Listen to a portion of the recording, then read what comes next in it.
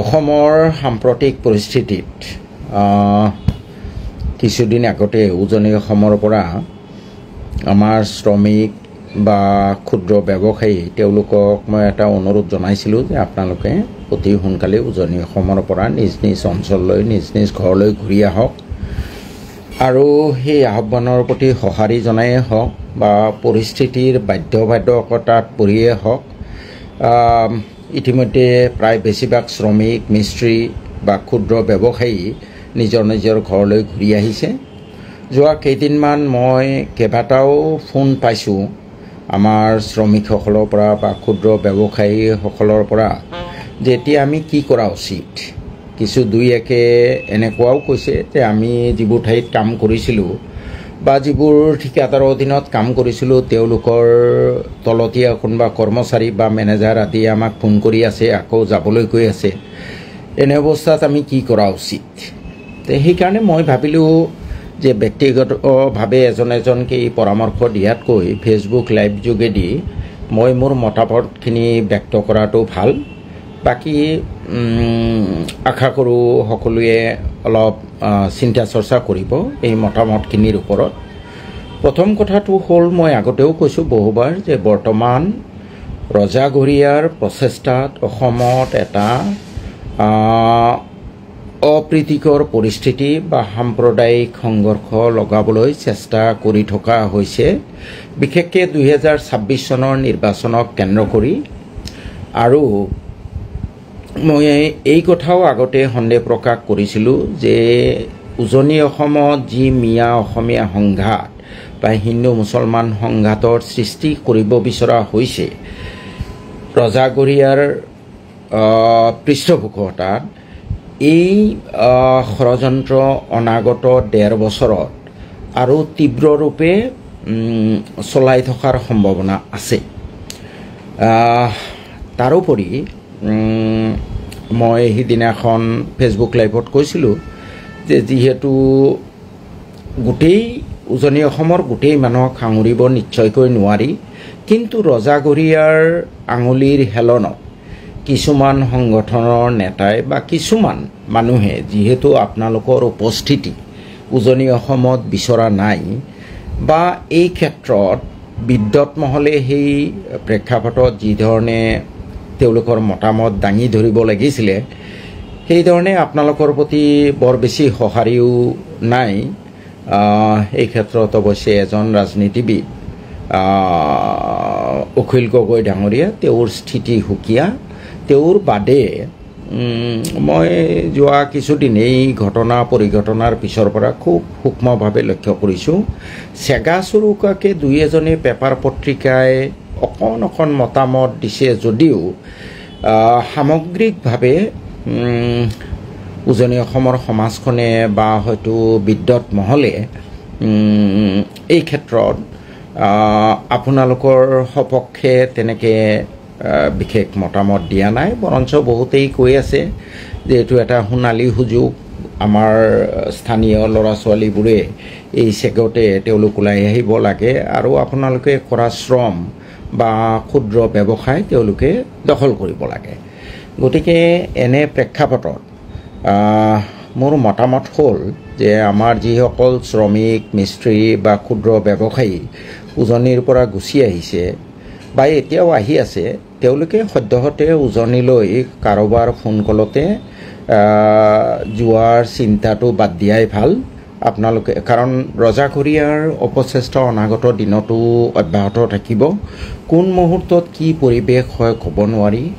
গতিকে পৰিৱেশ পৰিস্থিতি শান্ত নোহোৱালৈ বা এনেকুৱা এটা আত্মবিশ্বাস ঘূৰি নহালৈ যে আমি সকলোতে নিৰাপত্তা পাম, আপোনালোকে উজনিলৈ কাম কাজ বিচাৰি বা সৰু সুৰা ব্যৱসায় বিচাৰি নোযোৱাই ভাল। আৰু এই ক্ষেত্ৰত মই আৰু এটা কথা অনুৰোধ কৰিম যে তেওঁলোকৰ প্ৰতি কোনো ধৰণৰ বিদ্বেষ ভাৱো ৰাখিব নালাগে। যিসকলে কৈছে মতামত ব্যক্ত কৰিছে যে আমাৰ ল'ৰা ছোৱালীবোৰে এই কামবোৰ কৰিব লাগে, আমি তেওঁলোকক স্বাগতম জনাইছোঁ, কৰক, আপোনালোকৰ আমাৰ কোনো আপত্তি নাই।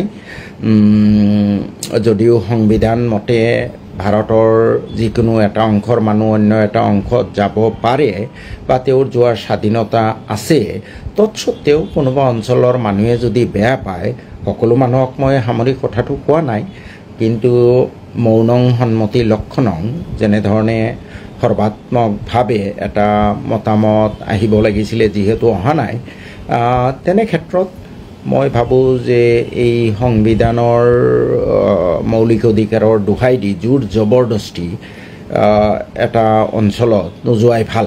আৰু আপোনালোকে নিশ্চয় মুখ্যমন্ত্ৰী ডাঙৰীয়াৰ বিধানসভাত দিয়া ভাষ্য শুনিছে যে নামনি অসমৰ মানুহক আমি উজনি অসমত যাবলৈ নিদিওঁ। অত্যন্ত প্ৰৰোচনামূলক এই বিবৃতি, তেওঁৰ এটা লেতেৰা উদ্দেশ্য আগত ৰাখি বক্তব্য দিছে।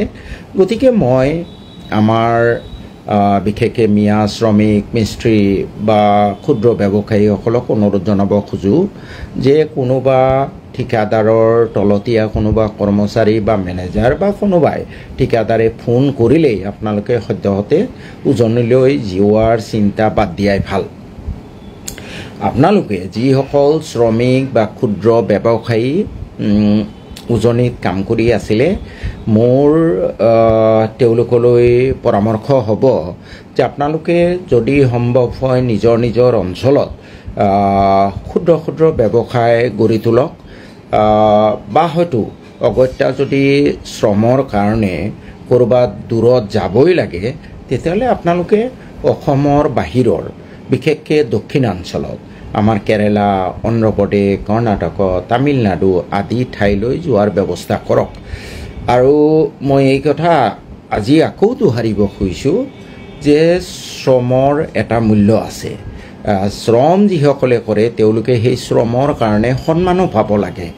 মোৰ এতিয়াও যথেষ্ট মই আনন্দৰে স্মৰণ কৰোঁ যে কোভিডৰ সময়ত খুব সম্ভৱ তেলেংগানাৰ মুখ্যমন্ত্ৰী বা অন্ধ্ৰপ্ৰদেশৰ মুখ্যমন্ত্ৰী বা কেৰেলাৰ কোনোবা এজন মুখ্যমন্ত্ৰীয়ে কৈছিল যে বাহিৰৰ যিসকল শ্ৰমিক আমাৰ ৰাজ্যত আছে তেওঁলোক আমাৰ কাৰণে অতিথি, তেওঁলোকক সকলো ধৰণৰ সা সুবিধা দিয়াটো আমাৰ পবিত্ৰ দায়িত্ব আৰু কৰ্তব্য। গতিকে সেই অঞ্চলবোৰত যিবোৰত হিন্দুত্ববাদী শক্তিয়ে হিন্দু মুছলমানৰ মাজত বিভাজন ঘটোৱাৰ প্ৰৱণতা যথেষ্ট কম, বা হিন্দুত্ববাদী শক্তিৰ যিবোৰ অঞ্চলত বিশেষ দখল নাই, তেনেকুৱা অঞ্চলবোৰত আপোনালোকে যাওক। ভাৰতত গোৱাটো আপোনালোকে যাব পাৰে। মই জনাত গোৱা বিভিন্ন ধৰ্মাৱলম্বী মানুহৰ তাত বসতিস্থল আৰু যথেষ্ট বাহিৰৰ মানুহ তাত কাম কৰি আছে। আমাৰ অসমৰো বহুত মানুহ আছে। গতিকে আমাৰ যিসকল শ্ৰমিক বা ক্ষুদ্ৰ ব্যৱসায়ী নিজৰ অঞ্চলত শ্ৰম বা ব্যৱসায় কৰি জীৱন ধাৰণ কৰাটো অসম্ভৱ বুলি ভাবে, তেওঁলোকেও আমাৰ এই ভাৰতৰ দক্ষিণাঞ্চলত তামিলনাডু, কেৰালা, কৰ্ণাটক, অন্ধ্ৰপ্ৰদেশ, তেলেংগানা আদি ৰাজ্যলৈ যাওক, গোৱালৈ যাওক। এনেকুৱা আৰু বহুত ৰাজ্য আছে, মোৰ ঠাউকতে মনত পৰা নাই, তেনেবোৰ ঠাইলৈ যাওক। নাইবা যদি সম্ভৱ হয় নিজৰ অঞ্চলতে বিভিন্ন ধৰণৰ ব্যৱসায় বাণিজ্য স্থাপন কৰাৰ কাৰণে চেষ্টা কৰক। বহুতে প্ৰশ্ন কৰে, ইয়াৰ আগতে ফেচবুক লাইভত আহোঁতে বহুতে কৈছিলে যে এতিয়া যিসকলে শ্ৰম কৰে তেওঁলোকে ব্যৱসায় বাণিজ্য কেনেকৈ কৰিব, তেওঁলোকৰ মূলধন নাই। এইটো বৰ বিশ্বাসযোগ্যতা থকা যুক্তি নহয়, কাৰণ ব্যৱসায় বাণিজ্য কৰিবলৈ যে হয় বহুত মূলধনৰে প্ৰয়োজন তেনেকুৱা নহয়। আৰম্ভ কৰোঁতে অলপমান পইচাৰে ব্যৱসায় আৰম্ভ কৰিব পাৰি। সিদিনাখন মই উদাহৰণ দিছিলোঁ হোজাইৰ এজন মানুহৰ কথা। তেওঁ মাত্ৰ 7,000 টকাৰে পুৰণা মটৰচাইকেল কিনি বিক্ৰী কৰা ব্যৱসায় আৰম্ভ কৰি এতিয়া তেওঁ ডিলাৰশ্বিপ লৈছে, কেইবা কোটি টকাৰ মালিক। ঠিক তেনেকৈ মই উদাহৰণ দিছিলোঁ আমাৰ মন্দিয়াৰ বাৰেক হাৰ্ডৱেৰ, যিজন বাৰেকে মই ক্লাছ 8ত পঢ়োঁতে মন্দিয়াত দেখিছিলোঁ চাইকেলৰ পাম্প দিছিলে, হাফ পেণ্ট এটা পিন্ধি। সেই বাৰেক আজি কেইবাশ কোটি টকাৰ মালিক। বৰপেটা জিলাত বোধহয় আটাইতকৈ বেছি দামী গাড়ীৰ মালিক হ'ল বাৰেক, মাৰ্চিডিজ বেঞ্চ, একদম টপ ব্ৰেণ্ডৰ মাৰ্চিডিজ বেঞ্জ তেওঁৰে আছে, তেওঁৰ আণ্ডাৰত প্ৰায় 200 শ্ৰমিক কাম কৰি আছে। তেওঁ যি মূলধন লৈ ব্যৱসায় আৰম্ভ কৰিছিল বোধহয় 100-200 টকাৰ বেছি নহয়, অকল চাইকেলৰ পাম্পটো তেওঁৰ হাতত আছিলে। তেওঁ আজি নামনি অসমৰ ভিতৰত আটাইতকৈ ডাঙৰ ব্যৱসায়ী। গতিকে মন কৰিলেই চন কৰিব পাৰি। আমাৰ এনেকুৱা কথা নাই যে লাখ টকা লাগিব বিজনেছৰ কাৰণে, 2000, 3000, 5000 টকাৰেও বিজনেছ আৰম্ভ কৰিব পাৰি। বিজনেছৰ কাৰণে যিটো আটাইতকৈ দৰকাৰী কথা সেইটো হ'ল কঠোৰ পৰিশ্ৰম। কঠোৰ পৰিশ্ৰম কৰিব লাগিব, বিজনেছত সততা থাকিব লাগিব আৰু আপোনাৰ মাত কথা মিঠা হ'ব লাগিব। আৰু বিজনেছ কি বিষয়ত কৰিব, আমাৰ বহুতৰে টকা পইচা আছে, বিজনেছ কি বিষয়ত কৰিব সেইটোৰ কাৰণে কোনো গৱেষণাৰো প্ৰয়োজন নাই। ৰাতি শুই শুই যদি আপুনি ভাবে যে মোৰ গাঁৱলৈ বাহিৰৰ পৰা কি কি বস্তু আহে, তাৰ কাৰণে আমি আমাৰ এই অঞ্চলটোতে, আমাৰ গাঁৱতে বা আমাৰ পঞ্চায়ততে হোলচেলাৰ মানে ব্যৱসায়ৰ ব্যৱস্থা কৰিম। ধৰি লওক যে আমাৰ আলুপট্টিত এতিয়া ব্যৱসায় কৰিবলৈ হ'লে যে আমাৰ নদীৰ সিপাৰৰ পৰা কি কি বস্তু আহে, দলগুমা বা গোৱালপাৰা বা গুৱাহাটীৰ পৰা কি কি বস্তু আহে, আমি সকলো বস্তুৰে হোলচেলাৰ এই আলুপট্টিৰ পকী ৰাস্তাৰ দুয়োপাৰে কৰিম। চাব আপোনালোকে, আমাৰ মানুহটো যথেষ্ট আছে, যথেষ্ট বস্তু আমি দৈনন্দিন জীৱনত ভোগ কৰি থাকোঁ। ভাত খোৱাৰ পৰা কাপোৰ কানি আদিলৈ বহুত বস্তু আমাৰ প্ৰয়োজন হয়। গতিকে সেই বস্তুবোৰ আমাৰ বাহিৰৰ পৰা নানি যদি আমাৰ গাঁওখনতে বা গাঁও পঞ্চায়তৰ ভিতৰতে হোলচেলাৰৰ ব্যৱস্থা থাকে, তেতিয়াহ'লে আপুনিও দুপইচা পাব আৰু আমাৰ ৰাইজেও দুপইচা কমত বা অলপ কম কষ্টতে, সময়টো এটা ইনভেষ্টমেণ্ট। আপুনি আলুপট্টিৰ পৰা দলগুমালৈ যাবলৈ বা চিমলিতলালৈ যাবলৈ বা নগৰবেৰা যাবলৈ বা গোৱালপাৰা যাবলৈ বা গুৱাহাটীৰ যাবলৈ যথেষ্ট সময় আপুনি খৰচ কৰিবলগীয়া হয়। ধৰি লওক গুৱাহাটীৰ যিটো দাম সেইটো দামতে আপুনি নগৰবেৰাত বিক্ৰী কৰিছে বা তাতকৈ এটকা বেছি বিক্ৰী কৰিছে, তথাপি আমাৰ ৰাইজৰ কাৰণে সেইটো লাভজনক হ'ব। এইকাৰণেই যে তেওঁ সময় খৰচ কৰিব লগা নহ'ব। তেওঁ এটকা বেছি দি হ'লেও আলুপট্টিত যদি বস্তুটো পায়, তেওঁ নগৰবেৰা বা চিমলিতলা বা গোৱালপাৰা বা গুৱাহাটীৰ পৰা বস্তুটো কিনাতকৈ আলুপট্টিৰ পৰাই কিনিব, কাৰণ তেওঁৰ সময় ৰাহি হ'ব। সেই সময়খিনি তেওঁ বেলেগ কামত খৰচ কৰিব পাৰিব।